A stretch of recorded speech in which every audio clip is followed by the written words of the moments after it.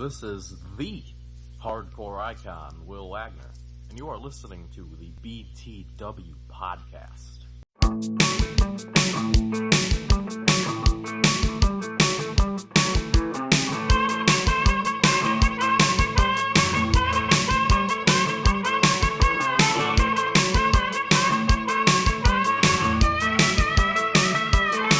study nuclear science. I love my classes. I got a crazy teacher who wears dark glasses. Things are going great, and they're only getting better.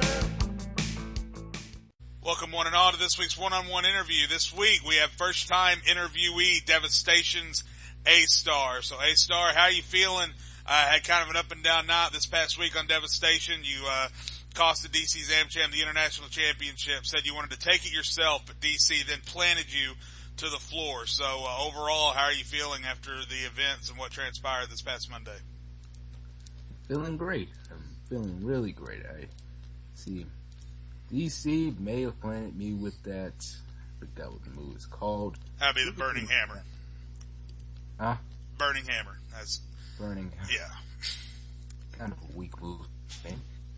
But after he planted with me, that it really didn't matter. I told the world that that title was going to be mine, no matter what. Even if I had to screw multiple people out of their chance at that title. So your overall goal, I'm assuming, with what you did, costing Michael Johnson the match, is that I'm assuming that you have more of a strategy in place against Michael Johnson more than you do DC's AmCham. Otherwise, I don't think it would have mattered who won the match. So is that an accurate statement, saying that you're more ready to face Johnson than you are DC at Heatwave? I have a strategic strategy for all of my opponents. The first thing I want to do is just get inside my opponent's head.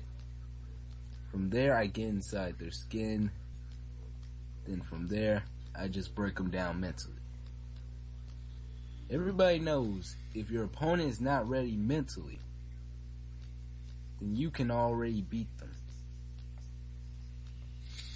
Michael Johnson, I mean, he seems to be mentally tough. He spent the last few weeks going up against the likes of DC and Kevin Ralston and Jackson Ellis, all of the top names on Devastation. So what is it about you, if Michael Johnson has sustained all the physical punishment, all of the mental anguish from all of these men, what is it about you that makes you think that you can go where these men haven't been able to go and break the workhorse Michael Johnson? Thing is about him facing all those three men, I've been actually getting a rest. So that means my body is prepared physically for anything that he puts me through more than his is. Those three matches that he lost are costing him his momentum. Right now I'm at the peak of my momentum, and I don't think I'm going to let that go down when I go into Heatwave. And what have you been doing physically to get ready for this match with Michael Johnson? Because as we've seen, regardless of how many matches he fights in a row or who he fights, it seems like he goes out there with even more energy the next week than he had the last week. And every match that he has goes down to the absolute wire. So what are you doing to prepare yourself for what possibly could be a marathon match with Michael Johnson as we've seen the last few weeks? I've been thinking, I've been studying his matches. I was looking and I was scouting for any weakness that I could just exploit inside our match. I even thought about trying to find out more of his personal life to throw like shots right directly at him. Like, the more I can do, the more I achieve. And speaking of achievements, you had kind of a infamously extended run in New Rising. Had a lot of disagreements with booking about that, but you did make it to the main roster. Here you are. You're getting your first big shot on the biggest show of the summer, Heatwave. So with this winning the International Championship, I guess kind of two separate questions. Would culminating in the International Championship mean that you've officially made it, and would that make all of your waiting in New Rising worthwhile, knowing that you came this far? For the first answer to the first question, I already feel like I've made it. I'm just going to state that because this has been my long time goal. I've always wanted to make it to the main roster. winning that international championship, though, that will kind of submit my little ongoing legacy that I have currently. And once you do win that international championship, you're going to immediately go from the hunter to the hunted. So there's a lot of big name talent on Devastation that could be coming after that international championship. Do you think about it all, or do you worry at all about all of the dangers that you face being a champion on Devastation with all of the great talent that we have there currently? No, I do not. Here's the thing. Every big name on Devastation I know of. But I do never, and I mean I never, think that I can't beat a person. Because at the moment you think you can't beat a person, that's the moment where you're laying yourself down. That's the moment where you are already defeated by that person. So what I gotta think in my head, if I win that international championship when everybody's gunning me down, I gotta know that I can gun all those people down at the same time. They can throw grenades, I will have my N14 out, and I will still get all the headshots. I asked Will Wagner this question last week.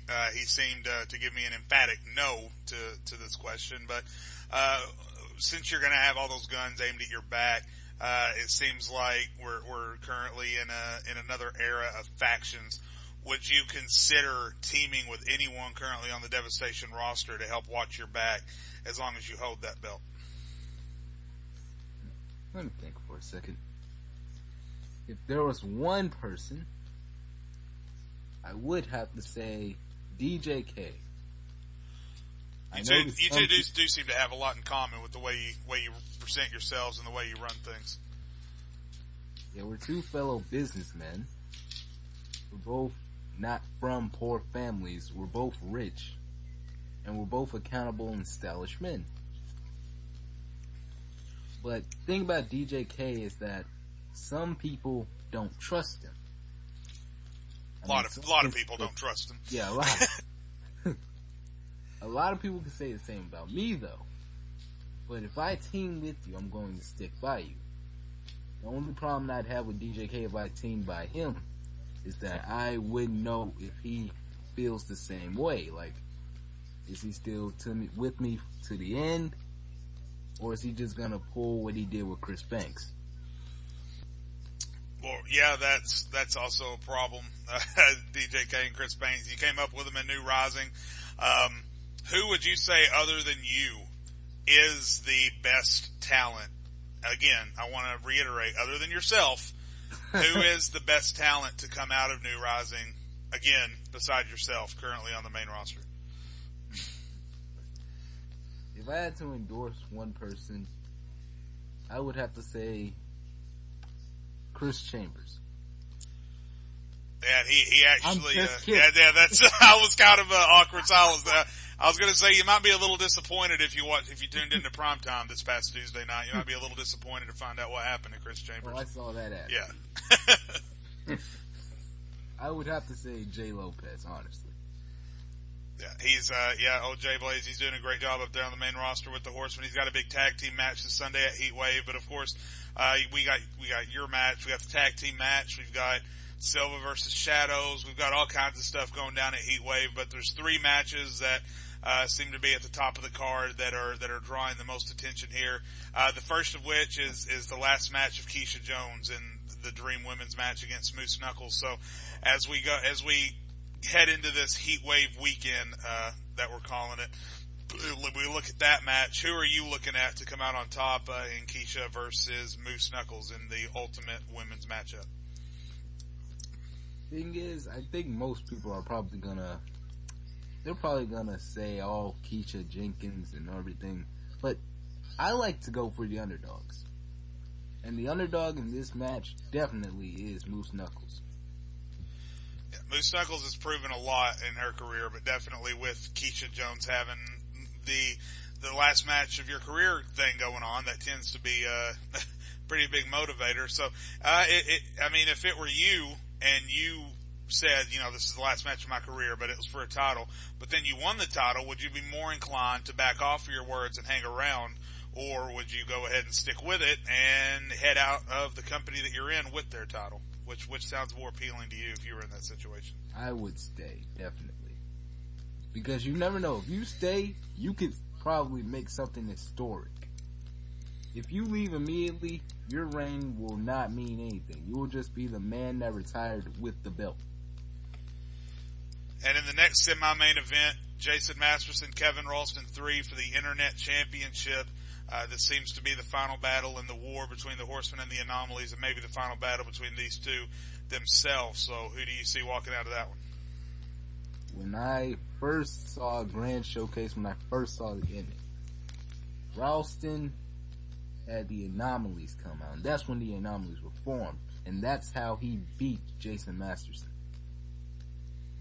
But this third match at Heatwave, I think since they know each other way more better than they used to, and that they know both for their tactics and everything, I think it's going to be more of an even match, but I think I see Jason Masterson coming out on top. And in the main event, General Spike goes for his retribution against Jackson Ellis, looks to become a 2-time BTW champion, and cut Ellis's dream short. So in the main event, who do you got coming out of that one? Jackson Ellis. I mean, we all love General Spike.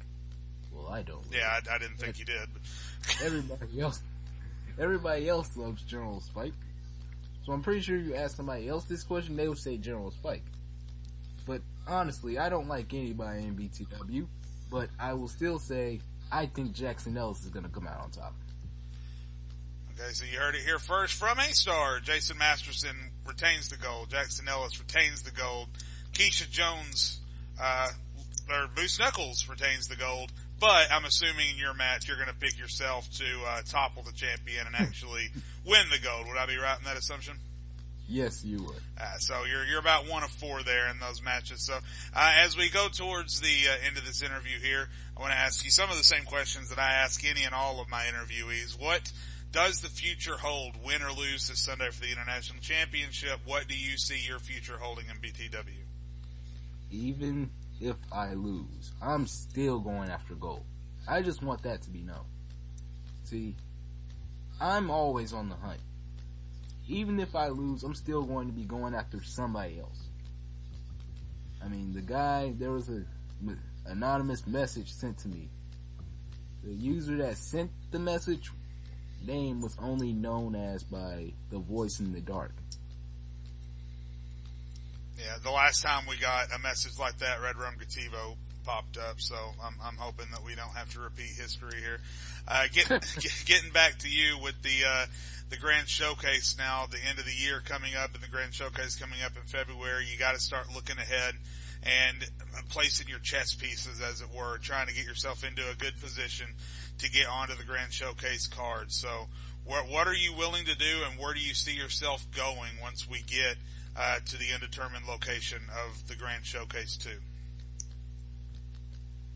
I see myself probably in either the co-main event or at least an upper card on the match. But I could be wrong, because you never know. I'm so sneaky I could probably win the BTW championship and nobody doesn't even notice. We'll definitely have to see about that. You definitely got all the credentials to do it, so we'll see where that leads. And as we head out of here, A-Star, the floor is yours. Any final thoughts, anything that I omitted that you wanted to talk about, or anything you want to say to the fans or the locker room before we let you go? One, forget the fans. Got it. Okay, forget the fans. You hear that, fans? Fuck off. Next. 2, Michael Johnson, I'm coming for you definitely.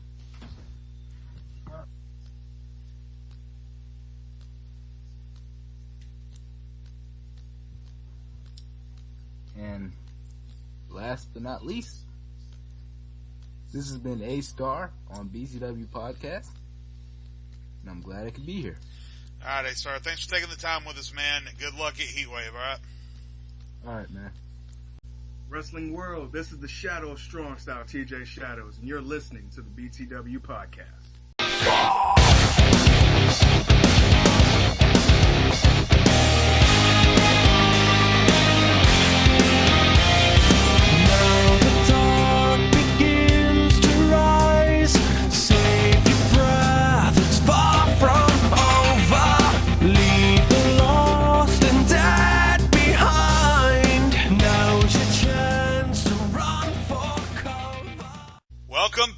to the Big Time Wrestling Podcast. We are on the road to Heatwave, and the road is getting hotter and hotter and hotter as we get into this week's BTW action. But first, let me introduce my special guest host for this week. He's smart, he's handsome, he's one of the best friends I've ever had. He's one of the biggest wrestling fans you've ever seen. He's someone everybody on earth should look up to. He's someone your kids should strive to be. And his name is John Cena!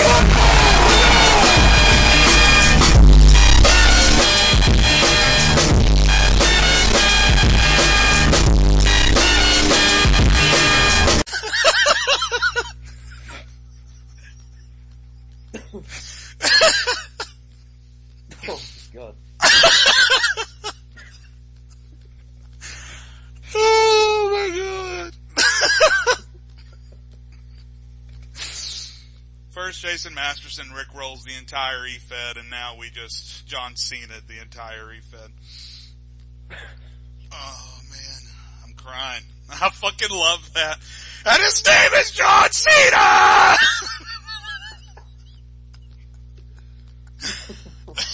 Oh, fuck! This week's John Cena, yo, fuck. This head's going up. That's what everyone's gonna say when the John Cena jump scare happens. Oh, fuck! Oh, man. Okay, now that the fun's over, let's get down to business. My host is actually Bradon Maki, the Canadian, I tried to think of a cool nickname, but I can't think of one. So the Canadian Bradon Maki. Hey, Bradon, what's going on? Not too much. All that stuff you said about John Cena applies to me too, though. So. Yeah, well, except for the handsome and the role model and everything else I said. John Cena. I'll make one for you, dude. And his name is Bradon Maki! And then we'll play Bret Hart's theme song. Oh, that'll be a project for the future. But for now, we concentrate on this project. And before we get to Devastation and Heatwave, we begin with Levolution's King of the Hill pay-per-view, which saw finally Shane Black becoming a world champion as he defeated Johnny Epic Douglas. It is about damn time, winning the junior heavyweight championship. He avoided another attack from Kevin Slash, who then laid out Johnny Douglas. So, two questions. Your thoughts on the progression of Shane Black's career up to being a world champion, and then what the fuck is Kevin Slash's problem with the junior division? Well, I mean, it's great to see Shane Black finally, have all his efforts validated. He's been a guy I've followed ever since I joined BTW, and it's great to see him doing well. He's a hell of a talent, and yeah, it was a pretty cool moment. And as far as Kevin Slash goes, I'm just surprised he didn't tear his quad getting in the ring. So we'll leave it at that. Every week that Kevin Slash doesn't tear his quad is another miracle for BTW as we go from week to week. But yeah, Shane Black, dude, I've always been a fan of Shane Black. I don't hide in the group that I'm a fan of Shane Black. I thought that he should have been world champion when he earned that Gold Rush briefcase after winning the developmental competition last year. So it's great to finally see him cross that barrier. In another match that I think a lot of people might have forgotten was happening. No offense to either man in the ring, but there wasn't a lot of build up to it. But it was it did have some implications. Eric Morrow took on Josh Steinberg. If Eric Morrow won, he would have taken Steinberg's place in the Iron Man title tournament. He did not. Josh Steinberg won despite interference from Andrew Martin. He remained in the tournament. Will Wagner appears to have some sort of problem with Josh Steinberg. He praised Josh Steinberg last week on the podcast, but maybe it was just a huge setup. Josh will face Will Wagner in the next round of the Iron Man title tournament. So, interesting matchup there. There seems to be some sort of respect, but when you're facing a man like Will Wagner, you always got to be wary.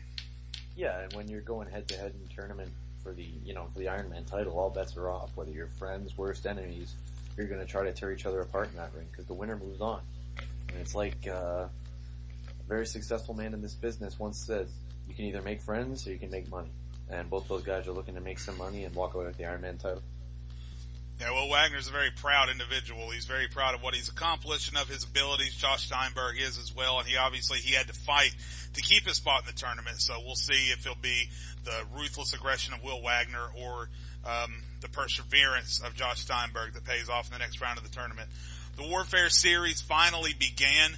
Two factions would lose one member in this match, as Team TNA would win the first round of the Warfare Series match against Team Cena, consisting of Cena, T-Dynamite, Jen Kays, and Goldlust, and the Renegades, Lance Adams, Big Country, Bobby White, and Dwayne Awesome. It was a team of TB2. Do what? I said yeet yeet. Yeet yeet. It was TB2, Mr. Hollywood, Black Mastodon, and Bo Dallas coming out on top. Dwayne Awesome pinned Jen Kays after nailing him with the Awesome ending. Jen Kays was eliminated from the Warfare Series.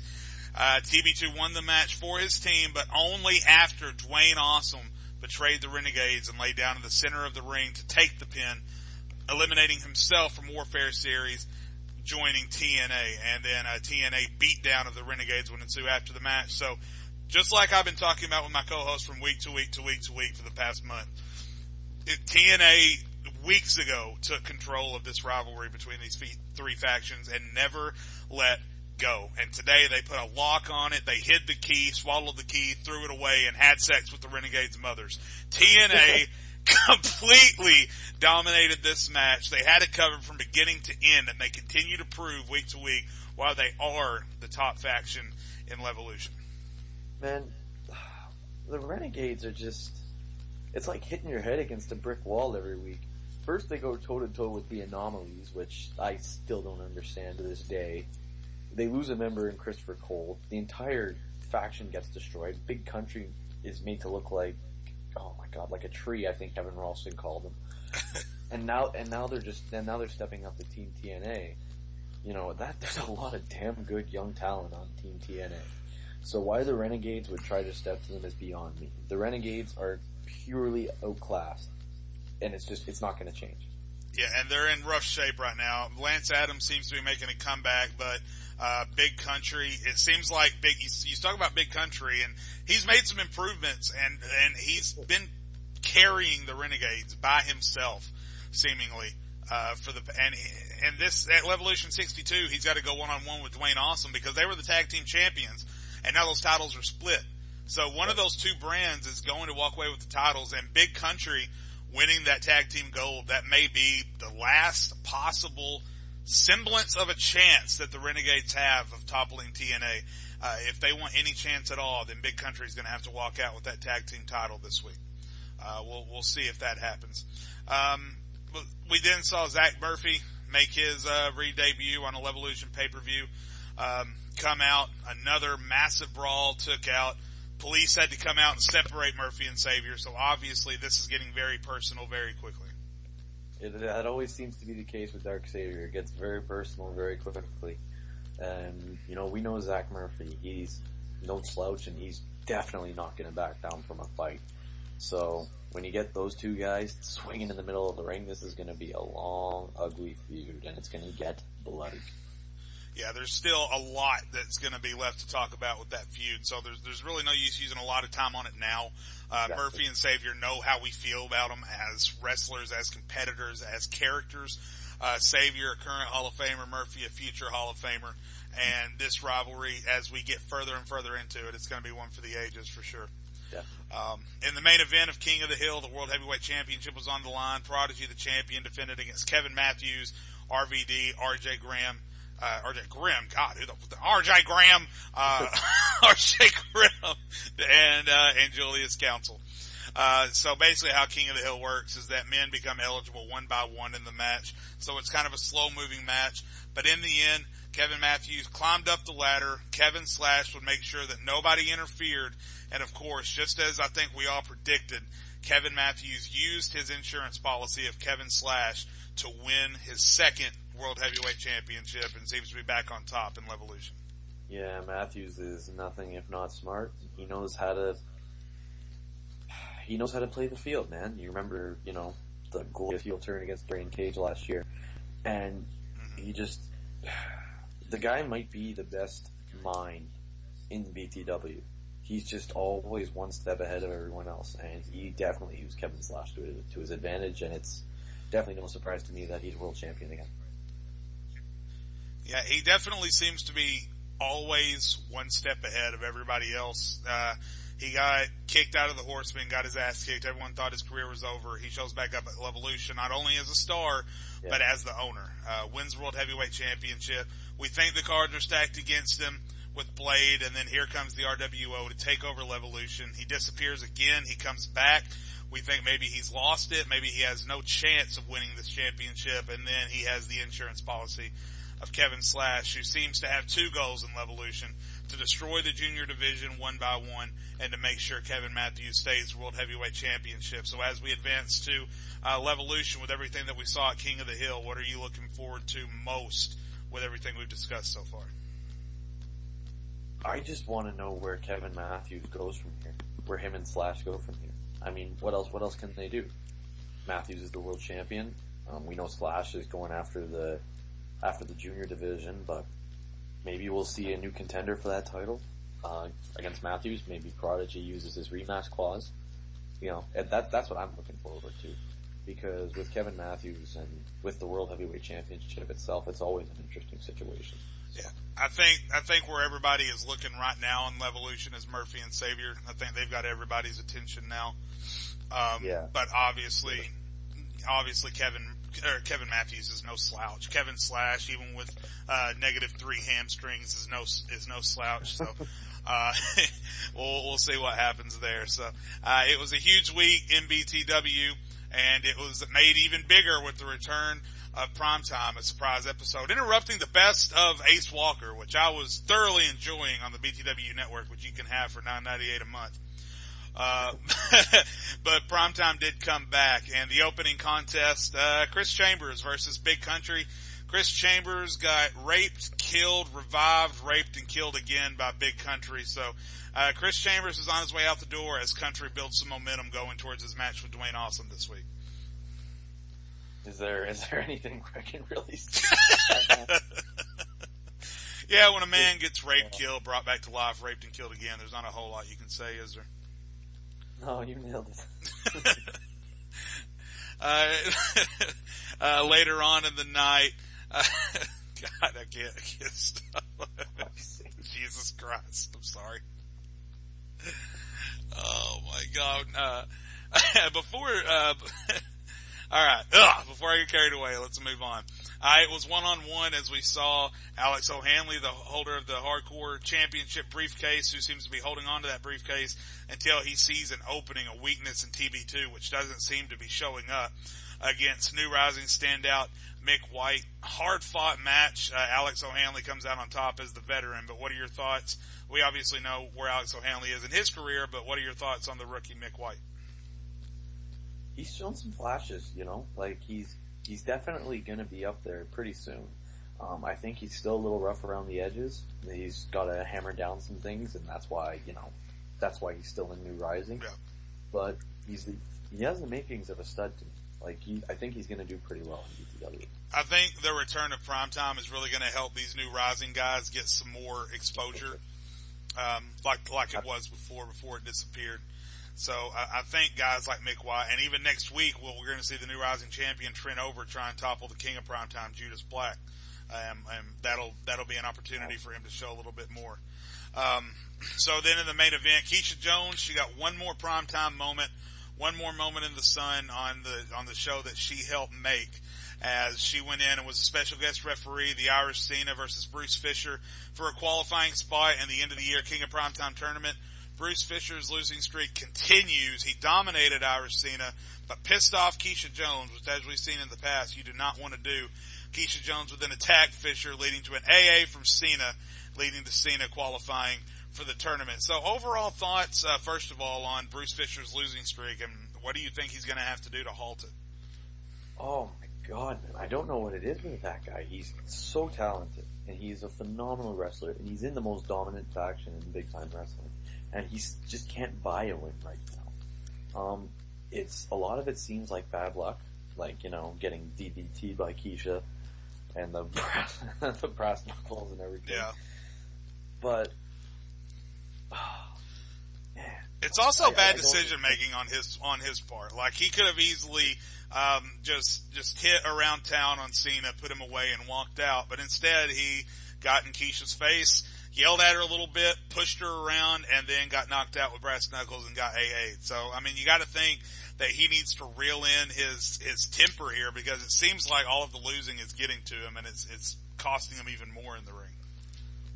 Yeah, and you have to wonder what kind of effect that's going to have on the Anomalies too. I mean, they're already short a member with Bill Cage going down, so Again. if he can't pull it together, that's big trouble for the Anomalies. And then we also saw, I think, one of the more standout moments of the night. There's a lot of uncertainty with BTW.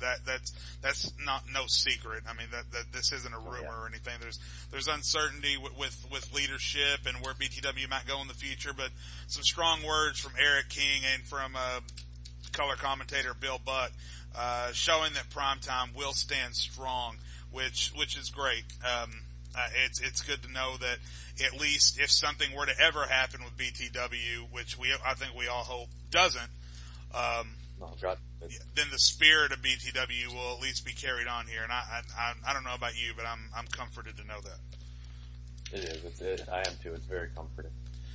So we move on from Primetime. We move on to what normally is where we move on to New Rising, but we haven't seen an episode this week. We did cover a little bit of it for Primetime. The next episode should be posted sometime after this episode of the podcast is posted. So we will be talking about that more next week. Before we move on to Devastation, the BTW Weekly Rundown this week is brought to you by the YouTube channel, WINNERTAINMENT Productions. Music, comedy, skits, sketches, anything you could ever want. Head over to WINNERTAINMENT Productions on YouTube, like them on Facebook, check out the newest and oldest videos from them, have a laugh, enjoy a song, and enjoy your day with WINNERTAINMENT Productions. So now Devastation, we move on with a huge show this week. Obviously a lot went down, and we're going to try and talk about it as it pertains to Heatwave, which is coming up this Sunday from Atlanta, Georgia. Exciting. It feels like a grand showcase feel. It really does. You know, it's like it's rare you get that feel, because Grand Showcase, I still get goosebumps when I think about it. You know, it was very special, and I hope Heatwave can replicate it. I hope it can live up to the hype. Yeah, and Heatwave last year, with all the big matches that we had going on there, with Kent Von Eichenberg versus Jack Sedelis and Keisha Jones of Misbehavior, the Face of BTW match, Ralston Bargain won, Dorian Cage and Mr. Fresh. Last year's Heatwave was the definition of a huge card, and this one may rival it, if not topple it, with everything that's on the line in these matches. Starting with match number 1, DC Zamcham. He goes from the main event to the top of the card, which in this case is nothing to sneeze at. He's taking on Mike Moore with the help of Lucius Freeman, and we saw in Devastation, DC Zamcham had a shot against Michael Johnson for that international championship. A-Star would make sure the title wouldn't change hands. He said in his interview that he had more readiness to face Michael Johnson, and that's why he interfered in the match. But following the match, after DC took out A-Star, Mike Moore, following an altercation in the locker room, would attack and take out DC with a DDT to a steel chair in the middle of the ring. That's when Lucius Freeman announced that he and Franklin Zamora had come to terms on an agreement for a match at Heatwave, where if DC Zamcham loses to Mike Moore, DC Zamcham then belongs to Lucius Freeman for an undetermined amount of time. So a lot is on the line for DC Zamcham in this one. Yeah, I don't know. I wouldn't want to belong to Lucius Freeman at all, personally. And I think more than that, it's a matter of pride for DC. Especially like you said, you know, from being in the main event last year to top of the card this year. I think he wants to show that he still has it, especially after everything kind of spiraled down for him after the Grand Showcase. So, you know, I'm interested to see how he does. It's going to be interesting to see if he still has it for sure. Yeah, it's his first big test since returning to Devastation, and obviously Lucius Freeman is a factor at ringside. He would love nothing more than to have his teeth sunk into DC Zamcham and have a team of DC and Mike Moore. And if he gets that, look out, because Lucius Freeman may run this place before long. Speaking of teams, in the next match, it'll be the Tag Team Championship 3-way match. Matt Stevens and Vinny Brash versus the Spawns of Satan, Dark Dread and Damien. Malsidious is likely to be at ringside. Dave Shirai and Jay Blaze challenging as well. Dave Shirai and Max Stevens both have home field advantages here, but I think Dave Shirai is going to have the crowd behind him in this one.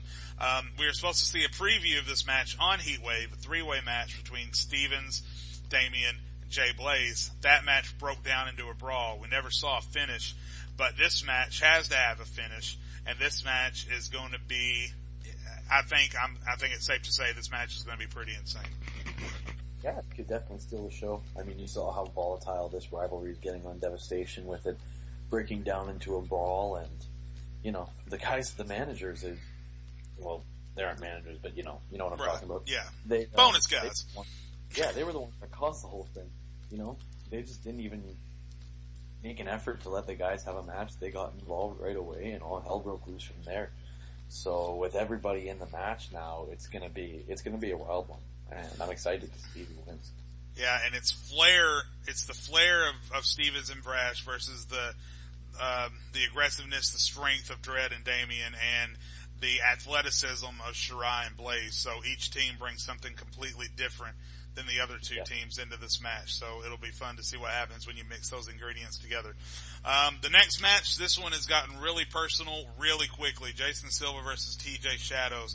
This match was just announced last week, but by God, you'd think that they've been building up to it for a year.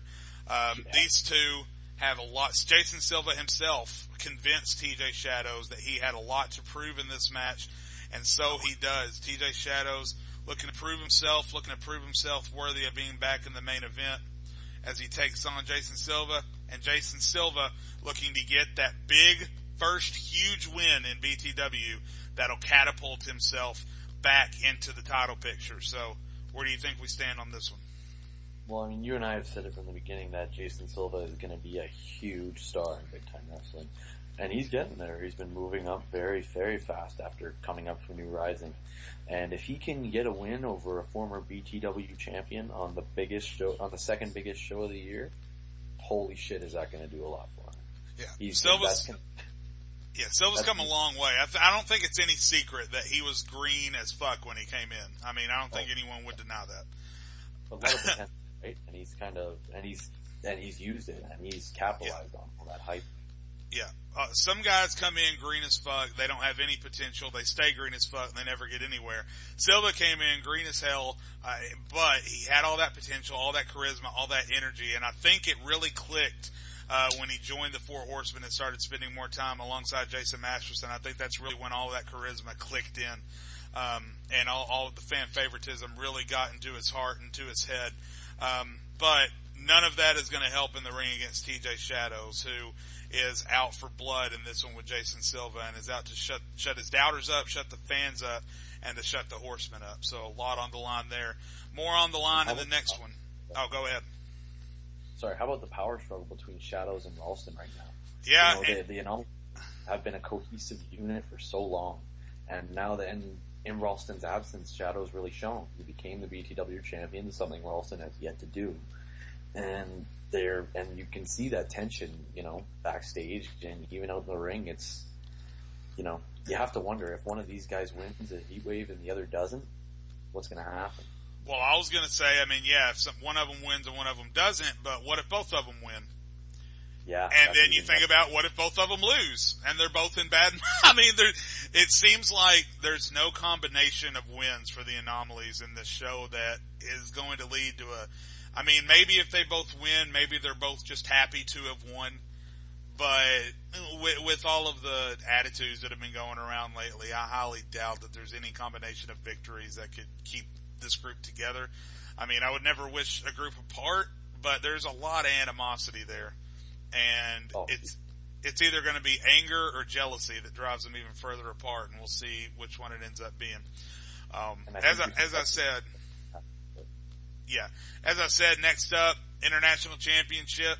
The loser will leave in an ambulance. Michael Johnson versus A-Star. A-Star's got his pot shots in against Michael Johnson, and everyone is questioning, does Michael Johnson, after three straight weeks of facing Kevin Ralston, Jackson Ellis, and DC Zamcham, and grueling 5-star match of the night candidates, does he have enough left in the tank to walk out as champion versus A-Star, or is he going to be taking a ride? you know, you can never count out that kid. I mean, he's got the nickname the Workhorse, and he lives up to it every single week. You know, from the match with Ralston to the match with DC, the guy is just an absolute animal. And I think if anyone can beat A-Star at less than 100%, it's him. So I'm taking Michael Johnson in this one. I think he's got it. I think the only thing working against him is that he has to have enough strength to knock A-Star out, which A-Star is going into 100%, and then carry him to the ambulance, throw him in the ambulance, shut the door, and then when the lights go off, if it was just a pinfall, I'd say, yeah, Michael Johnson would be my overwhelming favorite, even at just 75%. Michael Johnson would be my favorite, but since we have these special stipulations, I question him having enough strength to knock A-Star out and then carry that dead weight all the way, because you know, unless Michael Johnson just gets lucky with a pot shot or with a weapon shot or something, it's going to take every ounce of what he gave Ralston and Ellis and DC in a match of this magnitude to take A-Star out. So we'll see if he's got enough strength left in the tank when all is said and done to carry him to the ambulance. And speaking of draining strength, Judas Black and Duke Jacobs have been beating the fuck out of each other for the better part of 3 weeks. And yeah. this week at Heatwave, we do it again. 1-on-1 in the ring, fist to fist, nose to nose. Judas Black, the punk rock prophet, versus Duke Jacobs. Wow. It's rare that you see a confrontation that erupts into a brawl without a word. Oh, yeah. Just with two guys standing there staring at each other. And the intensity of this feud is something that we actually haven't seen in a while, you know? So, it's this one's a tough call. I think it's gonna be a knockdown, drag-out brawl, or a slobber knocker, as JR would say. But, yeah, it's gonna be pretty wild, especially if Devastation is any indication. And Jacobs has all the brute strength needed. Judas Black has more of the technical know-how. So even though there are going to be a lot of punches to the jaw, a lot of kicks to the groin, a lot of hair pulling, a lot of biting, it's also going to come down to either Jacobs is going to hit a big move or Judas Black is going to outsmart Jacobs, which Judas Black says he can easily do, and sneak up and get the victory there. So, one way or another, someone's going to end up unconscious at the end of this thing. It's just a matter of who. Steel cage match. DJK tries to get Blade and Ty Jax out of his life for good. Blade and Ty Jax are calling it a 2-on-1 match. I'm not so sure how the schematics of that work. But either way, we've got the match and now we talk about it. So what are you looking for in this one? This is DJK's proving ground. You know, he's talked a big game and he's impressed a lot of people around this place, myself included. So to me, if he can win this match, you know, he solidifies himself as a top guy here in big time wrestling. And all Blade and Ty Jax or whoever have done for the last couple of weeks, you just confuse the fuck out of people. So if they can get the win over a guy like DJK, they prove themselves legit. So it's a major proving ground match for both guys. And DJK has already proved to himself and others that he can make it in the tag team division, winning the new Rising Tag Team Championships with Chris Banks. People are starting to forget that because it happened so long ago and Chris Banks hasn't been around, but they were new Rising Tag Team Champions. He proved he can make it on the mid-card on Levolution. He was a television and hardcore champion, and now he looks to get that win to catapult himself onto the main event slot of Devastation, which is at this point is so stacked that it's going to take a win of this magnitude at Heatwave in a steel cage against a former world champion and his extra personality, whatever, to catapult himself into the main event scene. If he does beat Blade in a steel cage at Heatwave, I wouldn't be surprised if we see DJK getting the world title shot sooner rather than later. And talk about big time. Next up, match everyone's been talking about, one of several matches, I don't want to, but this one is 18 months in the making. Jason Masterson, Kevin Ralston, where are we going from here? It's such a dead, even, rivalry. It's the unstoppable force and the immovable object. Perhaps the biggest rivalry in big time wrestling history, and in fact, not perhaps, I don't think it's any secret that it is. But these guys have gone back and forth from week to week, and even they've even traded pay-per-view wins. They're 1-for-1 against each other. So, man, I just don't know. Usually I have someone I can pick to win, and I've just got no idea. I've got no idea. But, and the thing is, it's like Kevin Ralston said, even if he loses and Jason Masterson is forced to go back to his former self to beat him, you know, does Ralston really lose? What's that going to do to Masterson? But at the same time, if Masterson beats him and, you know, doesn't, then where does Ralston go? Where does Masterson go if Ralston beats him? You know, Ralston becomes the internet champion. They've had such an incredible rivalry, and they say this Sunday is the end. I really hope it isn't, because they're so entertaining, and it's been so much fun to see this grow from what it started as, and to see both guys get better week to week, month to month. So I just hope they give us a great send off. I think the most important thing that speaks to the uncertainty in this match was the poll posted on BTW.com that just said flatly, pick your winner, Jason Masterson or Kevin Ralston. And last I checked, the votes were split like 51% to 50. So yeah. I think that says, I can't even remember who was ahead last time I looked.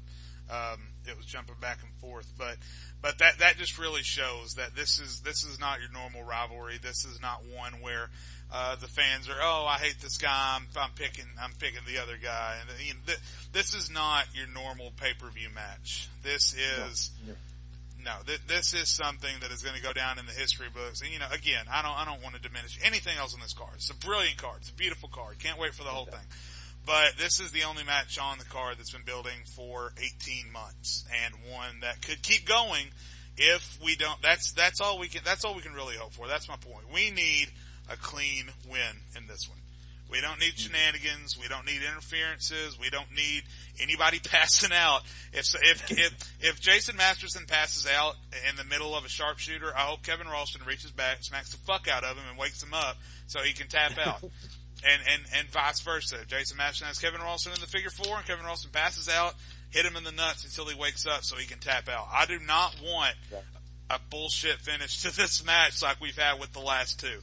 We need yeah, go ahead. It's going to be interesting if it comes down to a submission, because neither of these guys have tapped out before. Nah, it's that I don't. And another thing is, it's like you said, they've never really had clean wins over each other. Ralston passed out, and then of course the shenanigans at the Grand Showcase sealed the win for Ralston. So it's just, you know, this is it, man. This is where we're going to see who the better man really is. I think this has got to be it, or we're never going to get an answer. That's the final word. Every time, just something crazy is going to happen. Yeah, there's somebody's going to have somebody in the corner. Somebody's going to have somebody down for the pin, and then all of a sudden, And his name is John Cena!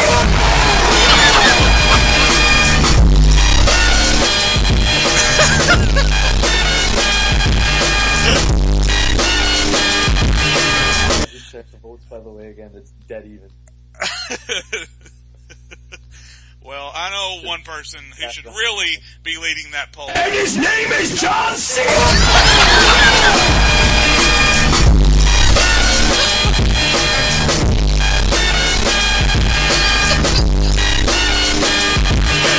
That's enough with the John Cena jump scares. For now.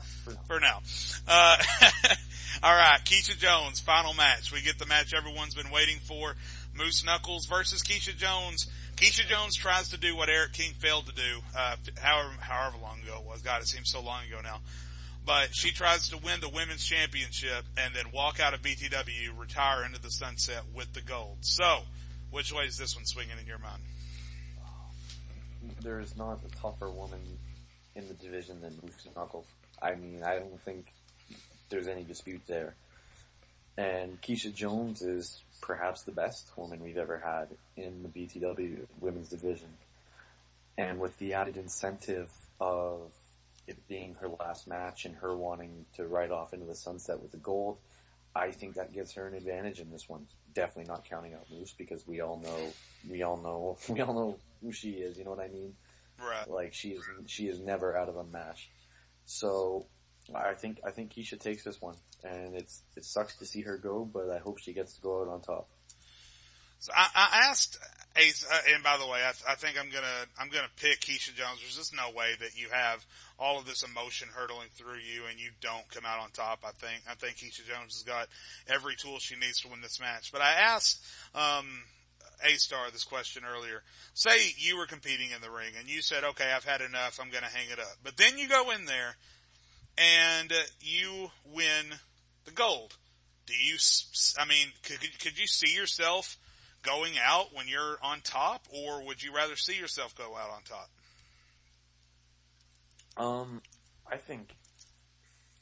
I don't know if I could. I think she does. You know what I mean? I think Keisha is the kind of person who, there's a lot of there's this old school mentality that you always go out on your back in wrestling. That's always the way it's been.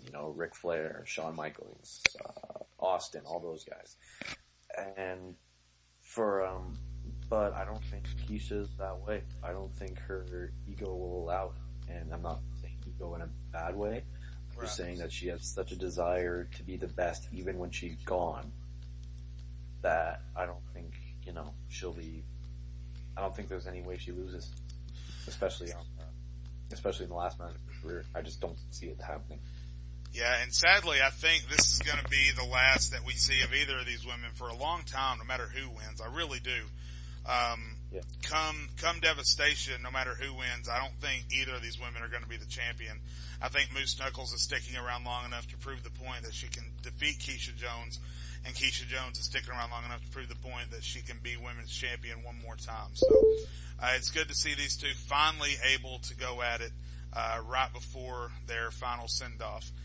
Speaking of final send-off in the main event of BTW Heatwave, it all comes down to this. General Spike seeks redemption against Jackson Ellis.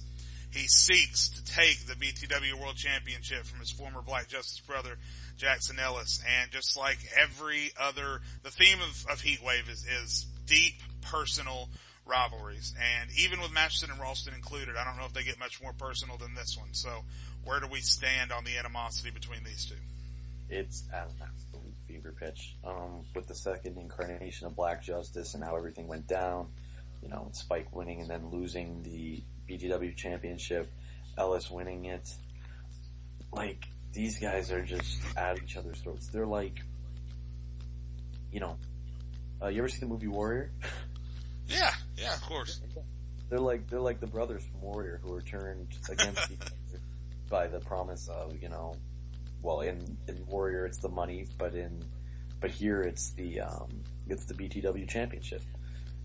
And I'm very excited to see how this one goes. This is Ellis's time to prove himself as the dominant champion that he claims he is.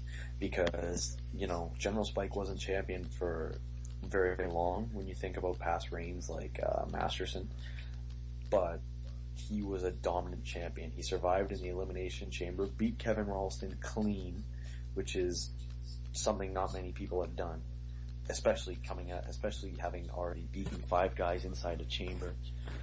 So, and he's one of the toughest SOBs in BTW. So if Ellis can get the win over him, he's the man, and he proves it. But if Spike wins, he proves that, even though he was gone for a long time, he hasn't lost a step. Yeah, and the interesting thing about this is, usually in this kind of match, you see somebody's mind start to warp a little bit. Neither of these guys seem to be very affected by the other's mind games. It's kind of a tit for tat type thing, where anything you can do, I can do better. I can do anything better than you. So we kind of got that thing going on with Jackson Ellis and Spike. Not meaning to mean it, but you know what I mean.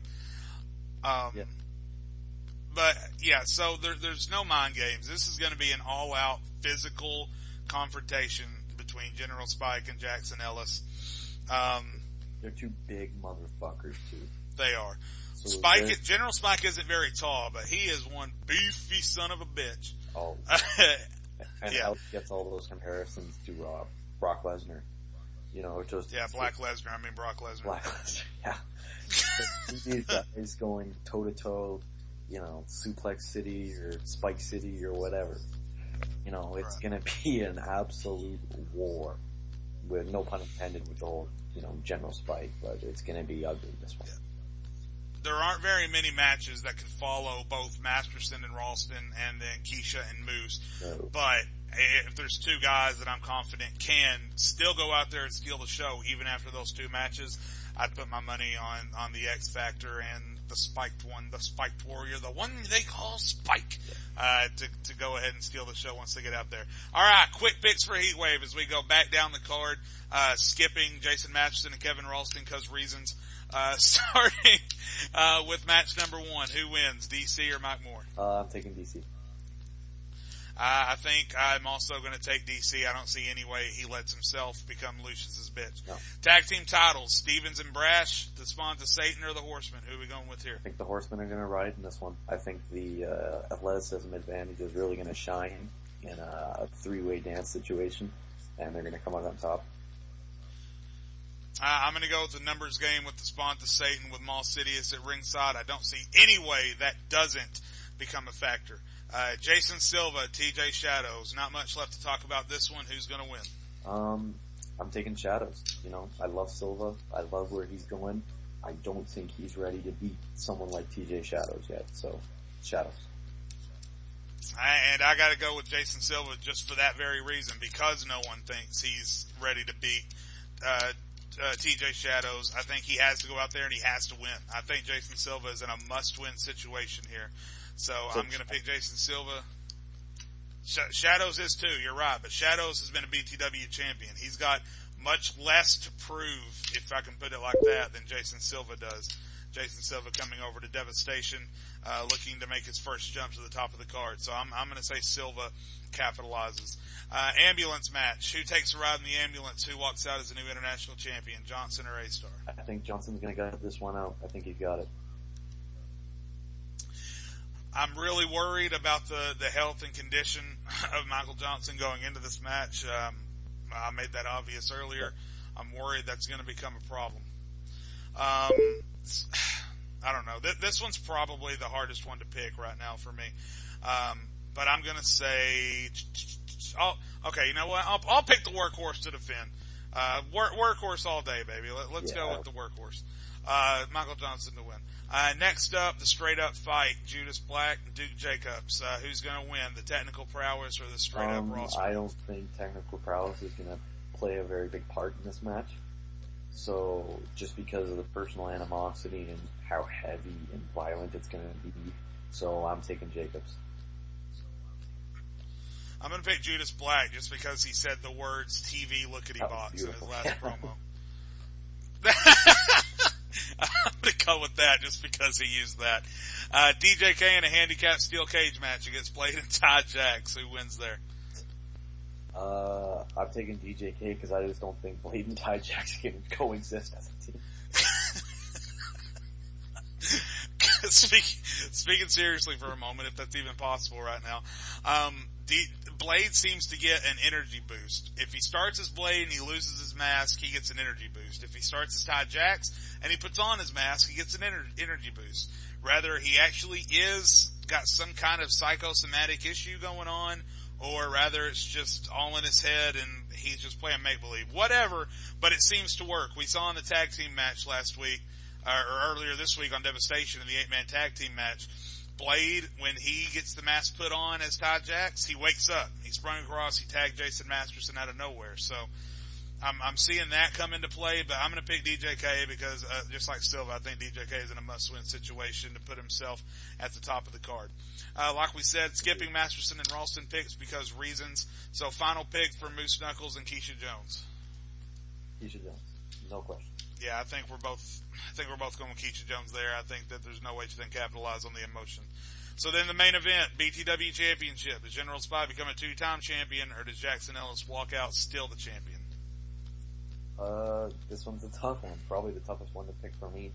I think Ellis comes out on top. I don't know if he's gonna, do it legitimately. It might not be clean. I think we might see some shenanigans in this one.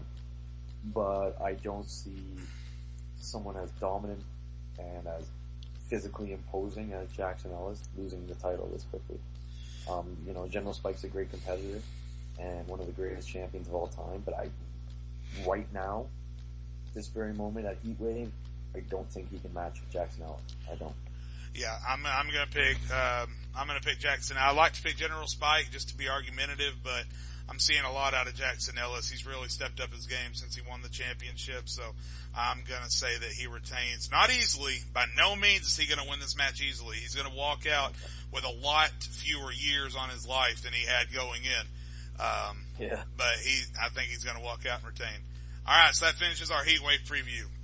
Can't wait for that show. That's gonna be fucking huge. Oh, I'm excited, man.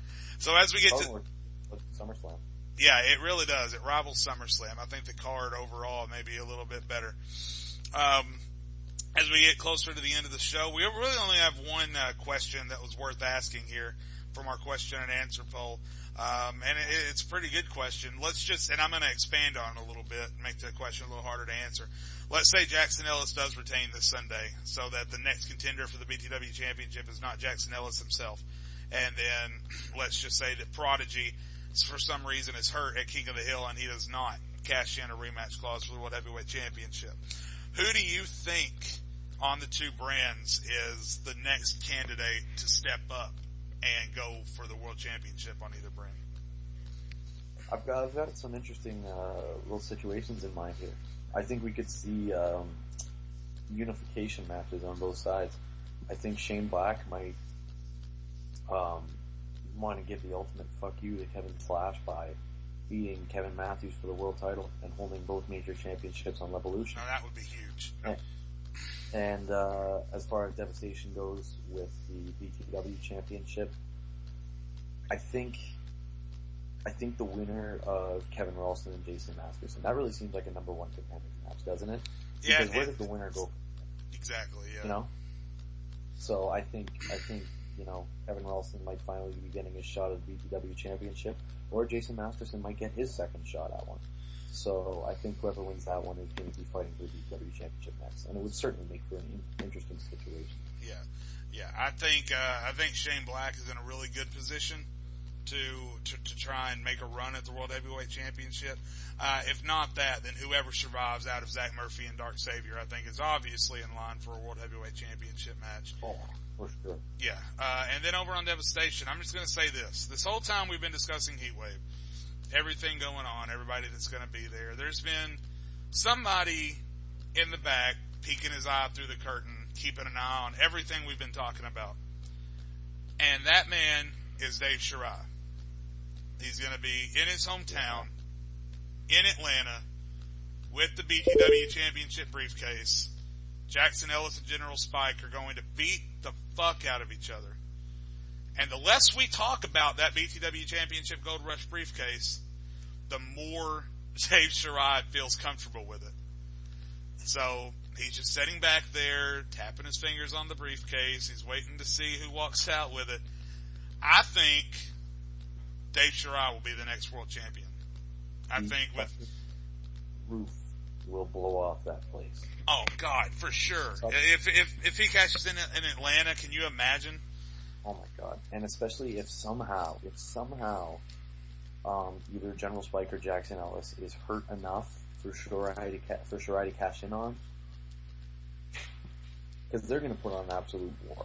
So the crowd's already going to be hot.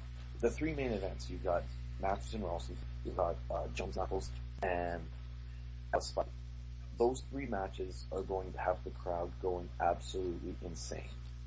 So especially after the BTW Championship match, they're going to be hot for whatever reason. They're going to be either booing the shit out of Jackson Ellis or cheering like crazy for General Spike.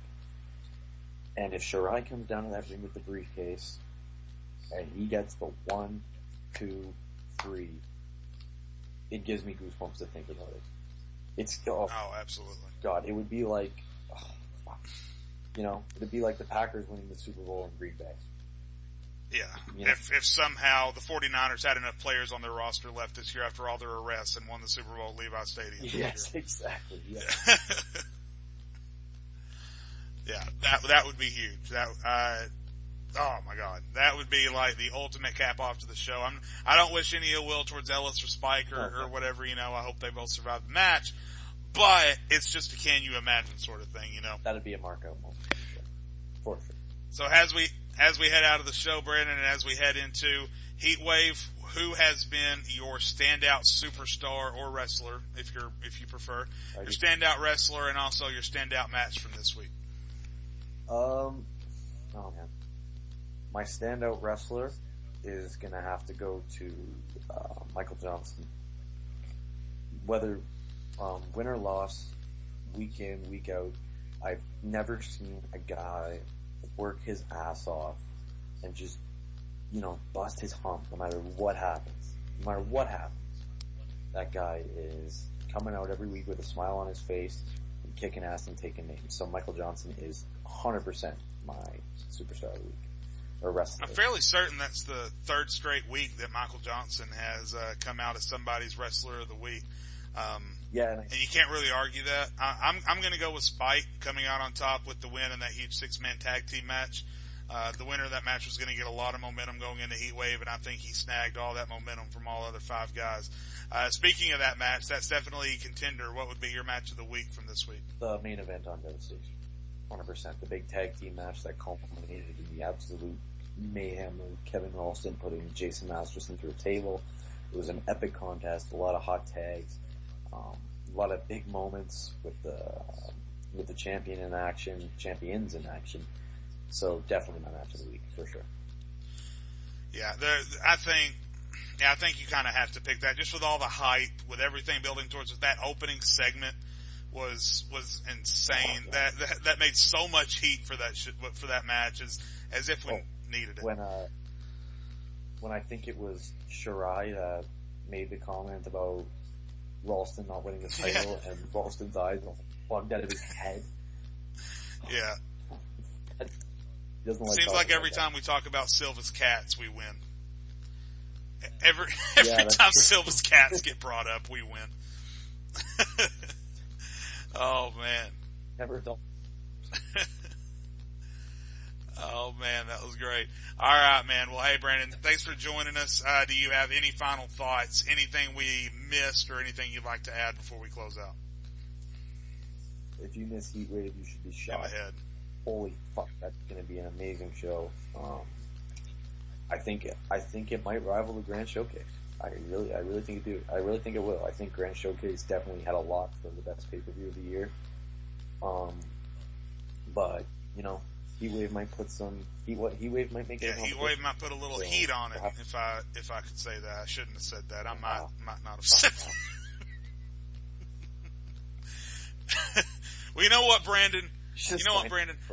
I'm proud of my quips, alright? I'm proud of my sarcastic comments. And there is only one man who could come up with anything more clever than that. And his name is John Cena!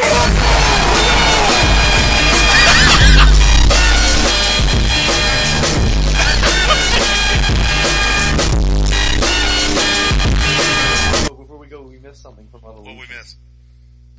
We missed Jade Rivers getting the piss beat out of him with a fucking cane. I did forget that.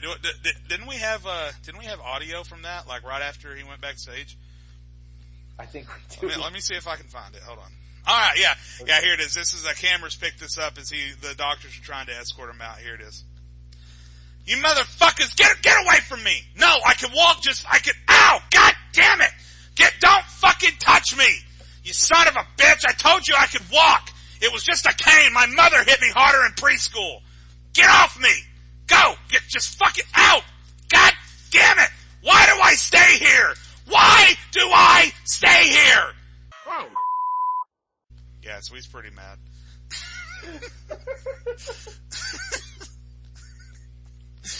Oh, he's pretty fucking mad.